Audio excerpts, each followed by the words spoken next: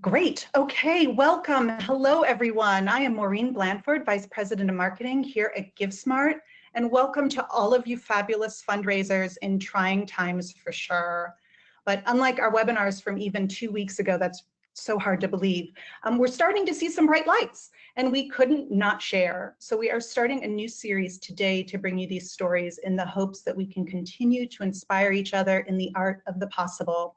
And today in our first episode, we are joined by Jen Urian, who leads Parent-Teacher Fellowship at Huntington Christian Schools in Huntington Beach, California, who's been kind enough to stop by and share both the human side and the data side of their story. Jen, thank you so much for joining us today. Oh, you're welcome. Happy to be here. Delighted. Also with us today are our very own Elizabeth Gardner, who was Jen's GiveSmart Customer Success Manager, and Patrick Clore, who is our GiveSmart Head of Customer Insights. Elizabeth, Patrick, thanks so much for joining. Happy to be here. Same. All right, great. So just a quick resource note.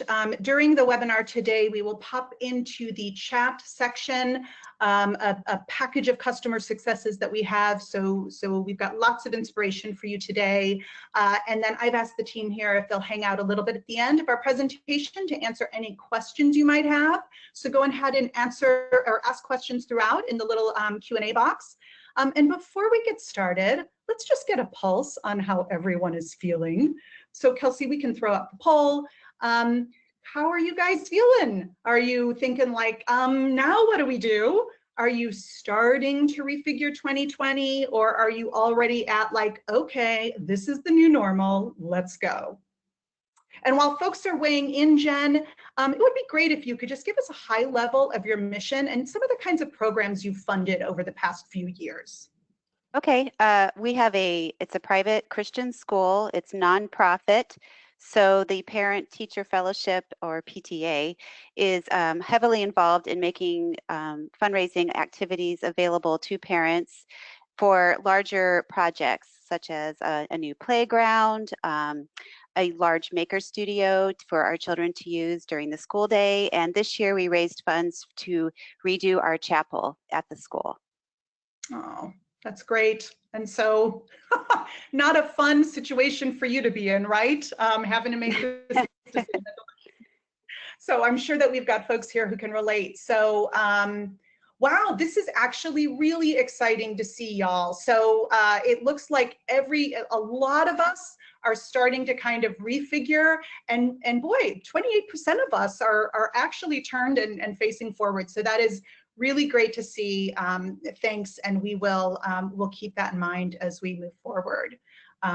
Excited to see that. Certainly different headspace for all of us than 2 weeks ago. So here's what we're hoping to cover today. So first, we're going to just start with how Huntington Christian Schools found their path forward. We'll talk about some of their fundraising components. I think it's important to look at donor or guest reactions for all of us because that human side is important. Jen's going to share some high-level results with us, and then Patrick is going to come in as he's such a cheerleader for the data and take us through some interesting data points in the platform. So with that, y'all, let's dig in. The now what that so many of you have been facing, we know. Jen, help us understand high level. I know this was several weeks ago, but what happened and how did world events impact your decision? It was actually a ticking time bomb. It changed by the hour. We went when our school actually closed, and our benefit was going to be 1 week later. So we had to decide how we were going to move forward. Our governor of California said that you can't have more than 10 people in a room together. So we knew we had to come up with something different. We were so thankful we were on GiveSmart because we were able to take the benefit completely virtual. And GiveSmart was helpful in helping us figure out our silent auction items, how to convert our live auction items into more of a premier status and still be able to use those, as well as our raffle drawings. So we had to completely scramble and change it. We had all of our items already. We just needed to make sure that our communication was really strong because people were all wondering what we were going to do. And we also had to make sure that our site was really dialed, because that was going to be the only way that people were going to know what we were auctioning. Perfect. Wow. And you guys were so early and as these things were folding out, like, it's amazing. You must have had a really great team around you. And Elizabeth, if your sound is working, you also were involved pretty early on in this. What were you thinking at the time? How did our team via you handle it? Yeah, the major benefit was that I had already been working with Jen for a while to prep for her in-person event. So we at least already had a grasp on, the original plan. And then when everything started to go south, we already had that established relationship. So between a couple of phone calls, we were able to pivot really quickly. And thankfully we could do that. Perfect. And Jen, before we get into some of those details, like most of the folks on the call, you have multiple stakeholders that you're trying to juggle who are probably nervous, even though people are probably less panicked today, 2 or 3 weeks ago. So who were your stakeholders and how did you guys figure out what you were going to do? People were definitely panicked, because if you think about where you were, like around St. Patrick's Day, that was kind of the week where all this was unfolding, and people were very nervous. People were watching the stock market crash. We were concerned about asking people to spend money on this auction. So there was a lot of things at play, and our stakeholders are mainly our families at the school. So we were making sure that we were very sensitive to what was going on in their own households and how we could pull this off without looking insensitive. Yeah, and were you worried about asking people to donate during these times? And how did you get over that? Or we were, but we had a lot of people that were very supportive and said we should just move forward with it, because we didn't really know what the next couple months were going to be like. So even our administration was like, let's just move forward with this and have alter our expectations, because we knew there was going to be different times, but we didn't want to hold on to these items and just drag it out. So we made the call to go ahead and move forward, and it was very well received. Great. Okay, so now let's look at some of the fundraising components y'all did. And Elizabeth, if you can walk us through those. Sure. So one of the first things that we talked through was for the guests who had already purchased their tickets to the event, what do we do there? And kind of what Jen had wanted to do and what ended up being really successful was converting those ticket sales primarily just into donations. So communicating with the guests like, this is a really important fundraiser for us. It's, we rely on this income. So we would love to just accept these as donations, but contact us directly if you do need a refund. So our ticketing system makes that really easy, as you can see here. And Jen, were people pretty open to that idea? Yes, I would say we probably had 5% that wanted a refund, and we made that very clear that if they wanted a refund, we would honor that. But if they wanted it just to be converted to a donation, we actually put a deadline on it. We said, you have until this date to let us know if you want a refund. Otherwise, your tickets will be converted to donations. Excellent, really helpful. I know a lot of folks are struggling with that. Okay, good.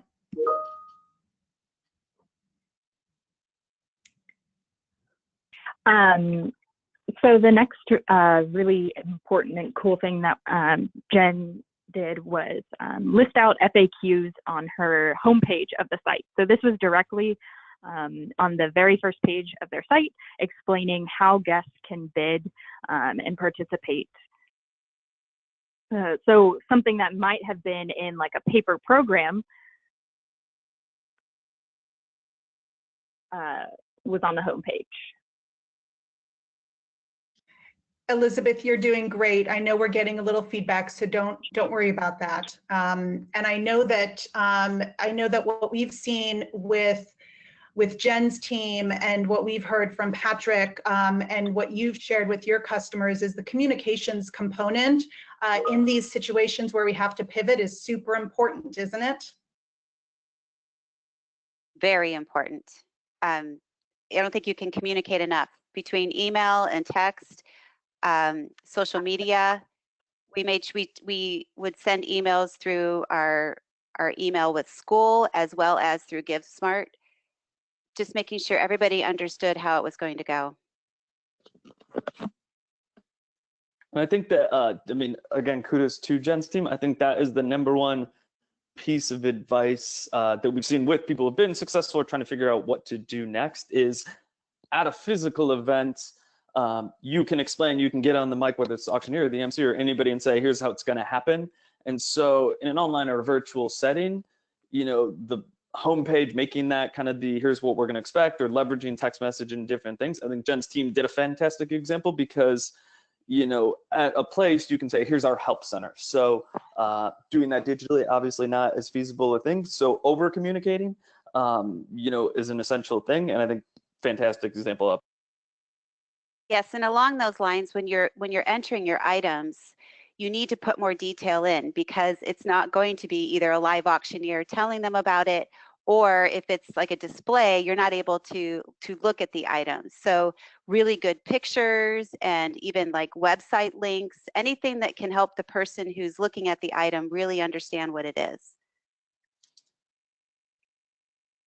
Terrific. And then you did something interesting with your pivot to these premier auction items. Jen, can you tell us a little bit about that? Yes, Elizabeth helped me with that one. So these were our live auction items that would have been in a ballroom with a live auctioneer, and they behaved just like a silent auction item, but we put the premier item tag on it, and what we did was we closed all of our silent auction items at a certain time, and then we opened up. We had, I think, 8 premier items. We opened up those 8 premier items and had them live for only 1 hour. So it was more exciting, where our silent auction went a little longer.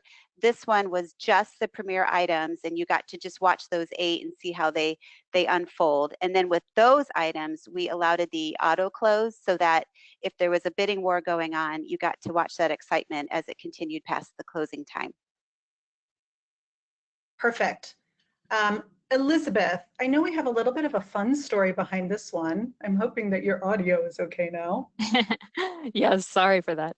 Nope. But yeah, so this was an idea that was talked about in like one of the very first webinars when all of this started to happen. So back in like March 13th, we did a webinar and we talked about this idea, and then Huntington Christian School did it, and I love it, and all my other clients have been loving it, so I think it's something we should continue.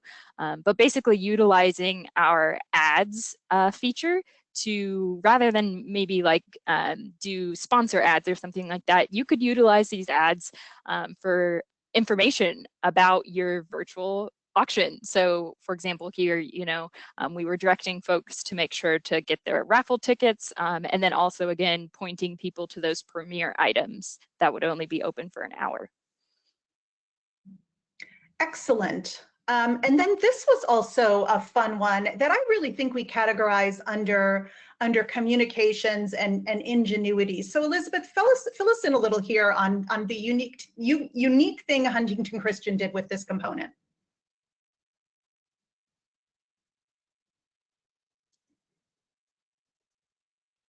Oh, we might have. I can answer that if you want me to. Okay, Jen. Yes, poor Elizabeth is having some audio issues. No worries. Okay, this is just a fun tradition that our school has, and it's more of just about giving. And we have this little guy up in our hallway at our school, but we have a plaque of people that have donated. So, but this is one that was a bit unique and definitely more driven around a live auction with an auctioneer. And we're like, how are we going to do this? So we chose to do more of what's called a sealed bid. And GiveSmart does not offer a sealed bid option, but we kind of played with the donate, and it actually worked. Where you can just put in any donation that you want, and we only take the person with the highest donation. And so I was able to, on the back end, with all the donations, just pick the highest bid, keep that one, and then delete all the other donations. So this was just another fun way to offer an item in a non-auction setting, or a non-auction type of way you would do it. And I think that there's opportunity there too with something like this type of item. Absolutely. Patrick, I think before we move on to this one, Kelsey, I think Patrick, you had a note. Yeah, what Jen said just resonated a good amount of, hey, that's up at the school. And so I think, as we talk about community and how to, make things resonate in a virtual setting, I think those things where it's a personal connection back to something I see every day or something that makes me, feel a part of it. And so everybody's story and situation is going to be a little bit unique based upon the organization size, things of that nature. But I think, communicating and making people feel engaged in those kind of ways is fun, and making it specific to your unique story is something that I think is a tremendous example of as well. And then this next one is arguably the coolest thing I've seen in quite some time, is you don't have to be any particular sort of organization to do what Jen's team did. So if you went to the Huntington Christian website, you saw the two screens that are in front of you. One was leading up to the event to try and promote the bidding and online and things like that, and then the other is something cool they did in regards to raffles after the fact. But their website is built on WordPress. GiveSmart's is as well. So there is a free plugin, and in the success turtle we have somebody from Jen's team who executed it, put the how-to in it. But basically it's and I had to Google this to make sure I'm using the right term, a list builder call to action. So you go to the website, and you probably see this all the time, and that screen pops up, and the blue button that says start bidding was taking people directly to our website. And so I think that is a fantastic job of making it easier. And so you get all the traffic to your site, whether it's your website, social media, things of that nature. Over communicating and over promoting is something that I think matters now more than ever. And so if you go to GiveSmart's website, for example, we have something similar, but it is again, I Googled it, it is called a smart bar call to action, where if you scroll throughout the page, at the very top, you'll see some different resources. There are multiple plugins of this nature, so regardless of where your website is built or hosted, definitely some different ways. But I thought as far as creativity goes, again, a huge tip of the cap, because I think this is something that regardless of what type of organization, where you may be, these are things that I think anybody could definitely emulate. And how did your community respond to that, Jen? To that particular communication or all of our communication? To that particular one. I think it's just helpful. It was more, this website more reaches our prospective families and families that are not already at the school. So we were opening up our auction to others outside of just our families. So this was a great way to connect with those people as well. If someone just comes onto our site to learn more about the school. I guess that's something I should also mention, that because we were not in a physical setting anymore, we sent our auction site to alumni and grandparents and neighbors. So we were able to send it to a lot more people. It's a great way to expand your donor base, isn't it? Yes. A lot of benefits to that. Okay, Elizabeth, over to you to talk a little bit about Raffles. Yeah, so one of the things that just did great too was kind of doing this in waves. So once they closed their name silent auction, they still left their raffles open. So they left them open for about a week after the main event. And then they did an excellent job of communicating to their guests. A huge thank you to supporting in the first round, and then get the final raffle. Just doing it in waves, for the folks who didn't win their items in round one, might still want to participate and support, so they can do that by participating in the raffle. And Jen, thanks, Elizabeth. Jen, did the raffle feel different this year than it has in past years, or? It sure did, because we've always done physical boxes, and we usually have those boxes at our event. So we had already started collecting tickets, so we had to do some quick adjusting, and Elizabeth got me set up on the Raffles online, which it actually was very easy to do and took us out of it, so that was simpler. And then I had to just kind of create some spreadsheets to enter the people that had already purchased raffle tickets, and then we did a random number generator on the day of the raffle and were able to pick our winners. So it actually went really smoothly, but we had never done it that way before, and I thought we sold a lot of raffle tickets, so I think it went really well. Oh, that's great. And did you get any kind of one-off feedback from folks in the community? No, but probably because I haven't seen anybody. Fair enough. Patrick, any other insights on raffles we should keep in mind? I know you can't do raffles in all the states, but what are you thinking? No, I think it is a great job, and I think, you know, the execution of it was awesome, but I think the fact that it was engaging people after the event had concluded was one of the other parts. And as we kind of showed in the website thing they had done, they updated that same thing that before the event was, here's how bid and everything like that. And I thought it was even more impressive that the website was updated to promote the raffles, and the email that went out right from our system both thanked the people who had participated and kind of kept them engaged and kept them hooked. And so I think it's a good example of like never stop fundraising in different things. So I think obviously, you know, needing to transition at a moment's notice and do it, I think the team pulled it off. But I think, you know, we're talking about raffles in this instance. I think in general, finding creative ways to engage people beyond the moment, especially, you know, as Jen alluded to, we opened it up to more people, and it's a different audience. You don't know if they're going to be. And so I think it's an example of you try, you see what works, and obviously we're happy that it did work. It's not going to be 100% of the time, but I think that level of creativity is definitely great to see. I agree, and I do think we probably sold more raffle tickets extending it past that night, because when you got the auction items and everything else going on, I don't know that people would think to stop and always buy a raffle or whatever it might be. I think just because we had the luxury of time, it helped in our case to be able to communicate that separately and just do a separate push for the raffle items. And we also, I mentioned, since it's on the screen here, we had some buy now items, and those were gift cards. We chose to do that with our gift cards this year. We had planned on doing something at the event, but because we couldn't, we had gift cards as just buy now items, and it was just a set price. And it was a way for us to allow people to buy gift cards, and it wasn't in an auction type format. And some of those did not sell by the night of the auction, so we just left them on the website the following week. Amazing. I love all the improv. That is just really terrific. So at this point, I would love to talk about guest reactions, your team reactions as you were going through this. You know, what did your administration say? What did the students say? What kind of feedback did you get from parents? Just overall, were people disappointed? Were they happy that they could do something? I think overall people were happy. If you think about just the environment that we've all been in the last few weeks, it's been a little unsettling.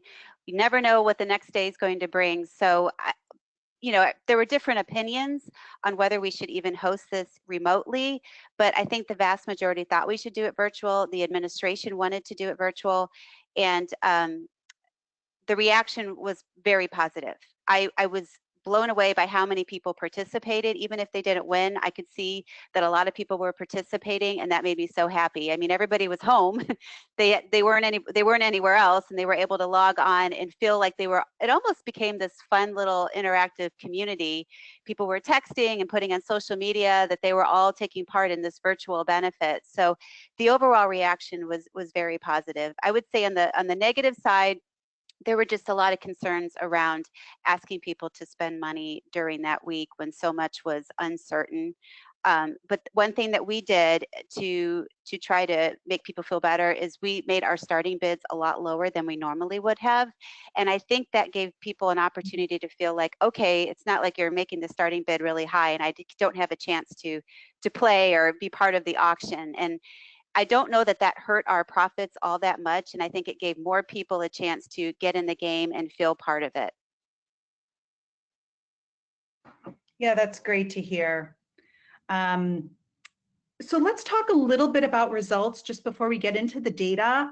And we've covered off some of the things already, just, you know, results on the human side as well, but just really high level. We're not looking for any, you know, hard numbers from you, but overall, against your goals, how do you feel you did? I've thought about that question even since you asked me earlier, and I would say we were really close to our profit goal. Obviously, a big difference was that we didn't have to pay for our hotel, and thankfully they gave us all our money back, so we didn't have to recoup the costs of having a physical benefit. So that really kept our expenses very, very low. So if I were to say how I feel about our profit, we exceeded our expectations because my expectations were pretty low that week as far as what we were going to be able to accomplish. And if I look at what we've done in the previous years with our auctions, we are right at the same profit as we have been in those other years. Amazing. Love hearing that. That's just such a highlight. All right, with that, Jen, you get a little bit of a breather, and Patrick, tell us some of the things that you're excited about that we saw in Jen's team's data.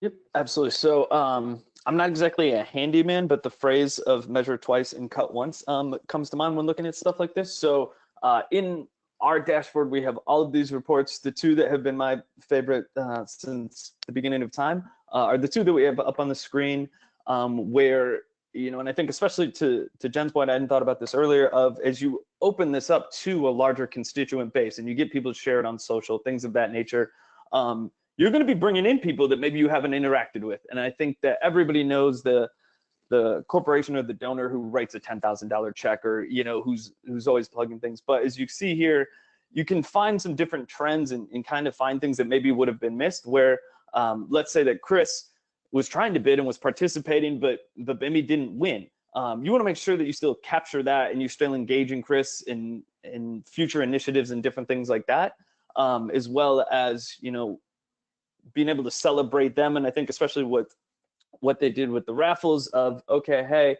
there's multiple avenues of fundraising, so being able to capture that information, and you can take everything from the reports, play it into Excel, which I think is the world's greatest tool to mess around with a little bit more.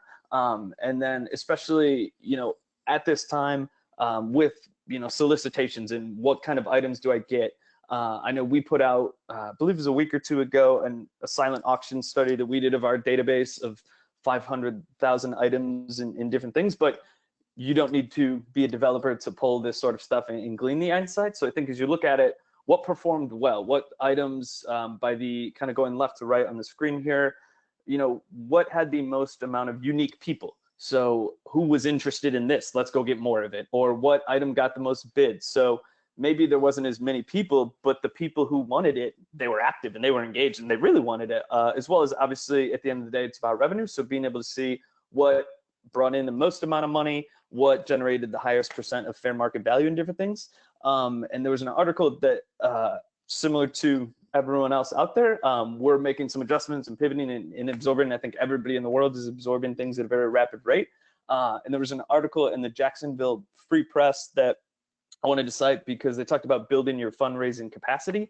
And their quote was that in moments like this, you can develop your prospect list and treat it like it's mining for gold. So if you work on this now, you can sustain and grow.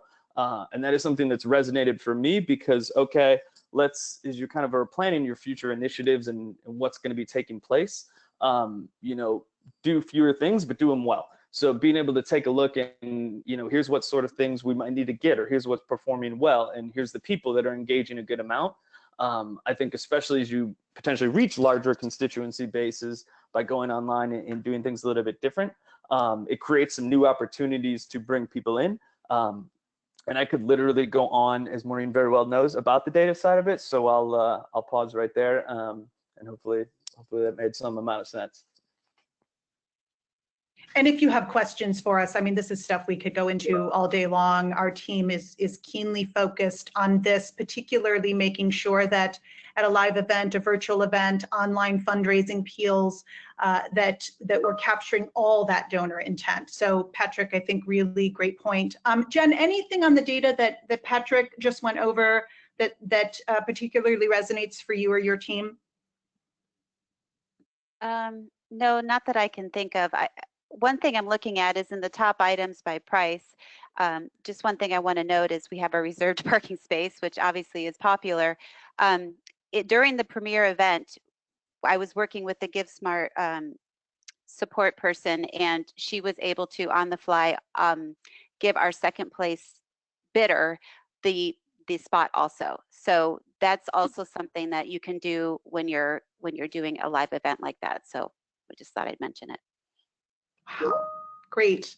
All right, well, if you think of anything else, let us know. All right, with Okay. that, you all, we're getting in a lot of questions, and so I'm just going to start to get them to each of our folks here. So I think, Jen, the first one is for you, and that is, I would like to hear how your sponsors responded to having a virtual event.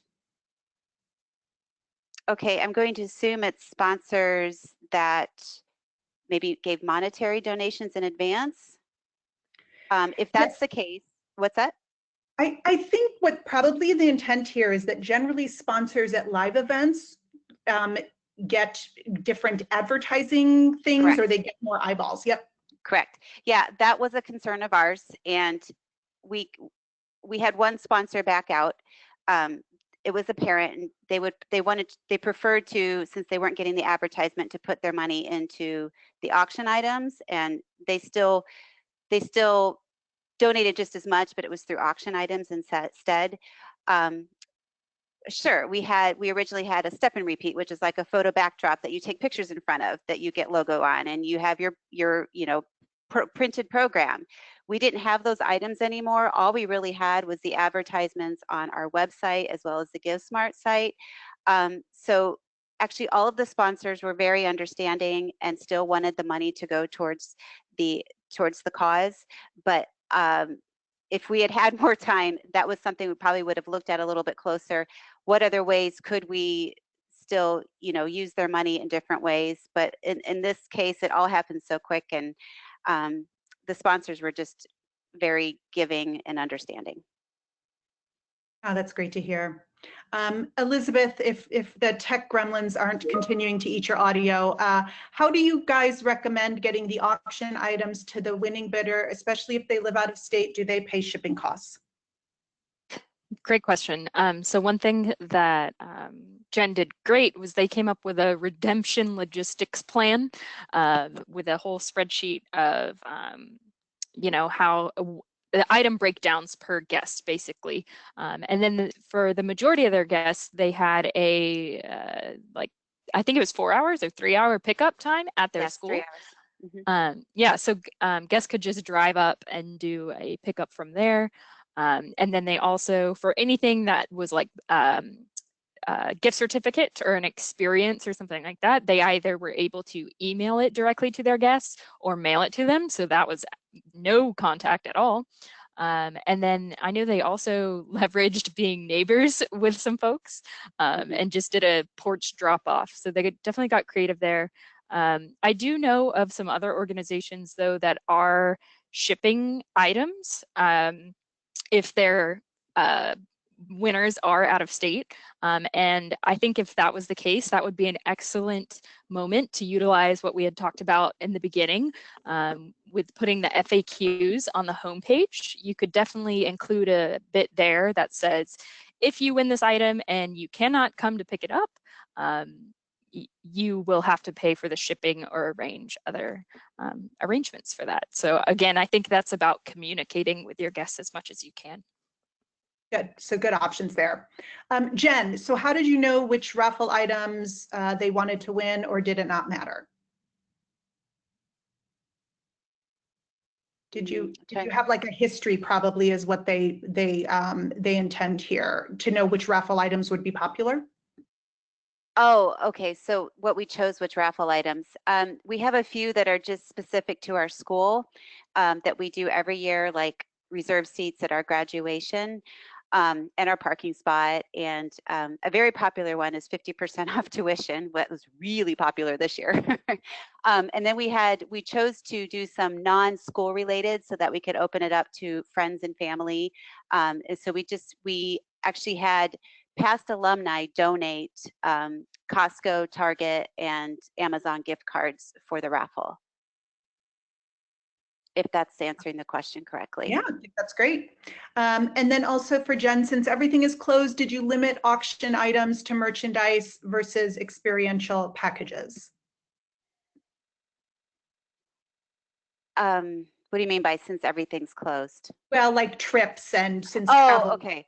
Mhm. Well, we still put those on there because I guess we hope we're not going to be in our homes forever. But we changed. We worked with the donors of those items to about expiration dates and things like that. And on all of the things that were kind of time sensitive, we added a disclaimer about COVID-19, just saying that if the event was to get canceled or postponed and they could not go, that they could either get refunded or consider it a donation to, just kind of like the tickets. It could be a donation as well. So we kind of put that disclaimer in there because we really don't know. I mean, the basketball games, NBA was canceled, baseball's postponed. So we had some items like that that we just had to put that disclaimer in and do them as kind of as they happen. Great. Elizabeth, what is the average number of items in the online auctions that you see? Oh, goodness. That's an excellent question. I would actually love to run that and see. I would say, generally speaking, most people I work with, it's probably around 50 to 100 is probably the most popular size. I mean, that being said, though, I've also seen 10 and I've also seen 500. So it's quite a broad range, but generally 50 to 100 is what I would say average. Great. I'm trying to get through a lot of questions here, so this is terrific. Patrick, for auctions, do bidders for an item receive an email notice that they have been outbid? They get a text message notice. So kind of in our system, the cell phone number is a unique identifier for folks. So you get a text message when you've been outbid, but obviously, one things that I've done this myself as a bidder in things is if you are using a computer, there is a very easy, and we can send a screenshot. There's a star button where you can follow an item. So if you're trying to play the waiting game, you can kind of wait until the last second. Always dangerous because you never know. But whether you kind of are following the item or actively bidding, there's this My Activity button that'll show. So you can actually just follow. So knowing that people are obviously going to be doing it on their phones, but a lot of us out there can't really go anywhere. So I think we're seeing a lot more people do it via desktop. So it says you're winning, you're losing, things like that. But you do, every time you get outbid, you'll automatically get a notice. And, in that same vein, my biggest tip that I give to people, when we're at physical events, and I think the same thing is just as valuable, is we do have in the system an auto bid price. So let's say there's a particular item, I want to take these two beautiful dogs here for a walk, no matter to go up to $500, even if right now the price is only at 100. You can set that auto bid ceiling, and then the system's going to do the work on your behalf. So it'll notify you once it goes to 550 that, hey, it's time to come back in.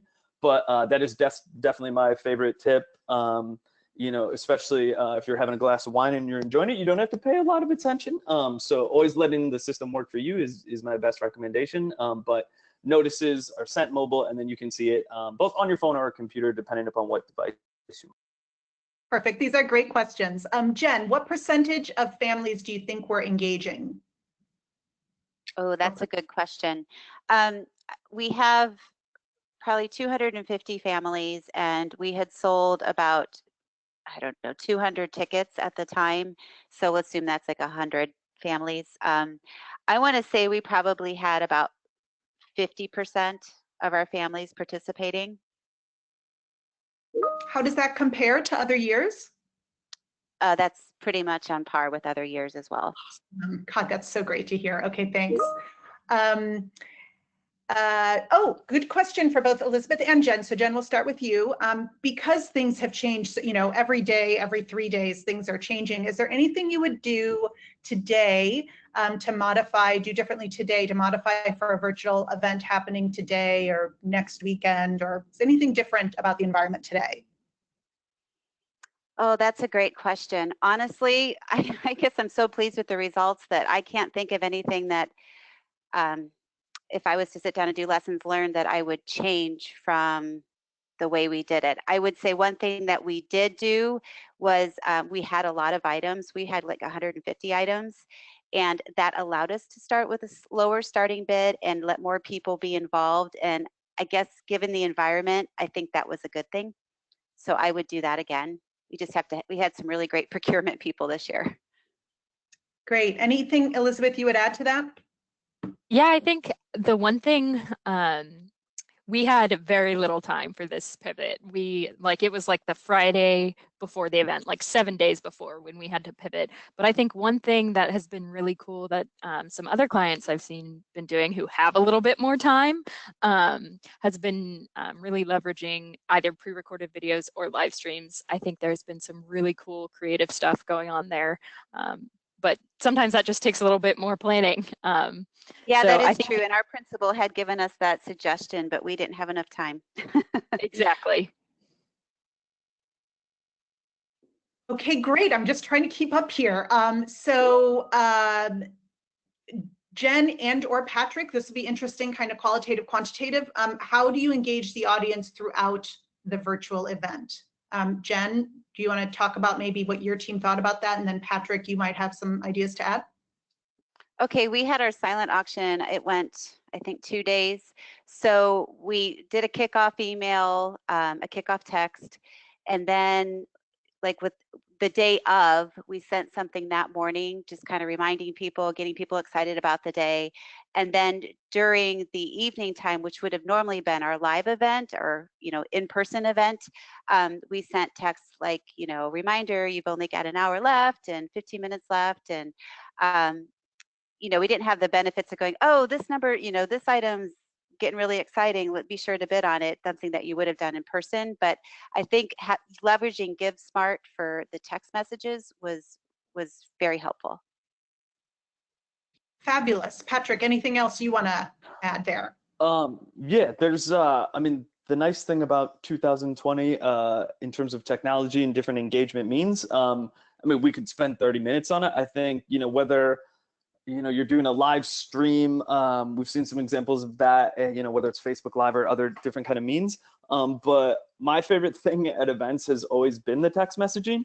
You have the ability to, if it's a pretty strict timeline you're going to follow, you can write them, save them as drafts and send them out accordingly. My favorite thing has always been to kind of send them out on the fly and make it a little bit more fun and exciting.